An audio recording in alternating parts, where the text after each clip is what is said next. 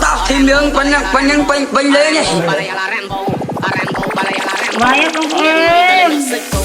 រួចហើយទៅទីក្រុងតូក្យូសៀមរាបមានប្រាសាទអង្គរហើយមានរូបចម្លាក់បាច់កបោនៅកំពង់ចាមមានចំការកៅស៊ូខេត្តកំពតមានភ្នំបូកូទៅតាកៅឆ្លងស្ពានព្រែកហូបើចង់សប្បាយទៅភ្នំជីសូព្រៃវែងភ្នំពេញ90គីឡូនៅកំពង់ឆ្នាំងមានស្ទឹងបឹងអូគួរទៅមុខដល់សប្បាយបោបើឈរលើស្ពានឃើញមានទឹកហូរនៅស្រុកក្នុងចូលចិត្តស្លុកកោនៅភ្នំពេញទៅផ្សារដេប៉ូមានលុកទូរស័ព្ទគ្រប់ម៉ាកហើយហូលុកឡៃឡងថោកធូបើទិញផ្លែឈើទៅផ្សារដើមគោមានលុកសាវម៉ៅនិងតាទាំងបាយជូនៅបលដេញចិត្តសាកាប់គូមានកន្លែងបង្ហាត់ក្បាច់តេក្វាន់ដូធំបាក់លើមកខាងគេតម៉ូណូអលឺចាំពីគេតសារ៉ាអូចាំជីកង់ឬក៏ជីស៊ីក្លូចាំជីឡានឬក៏ជីម៉ូតូចាំជីទូកឬក៏ជាប៉ូឡូចាំ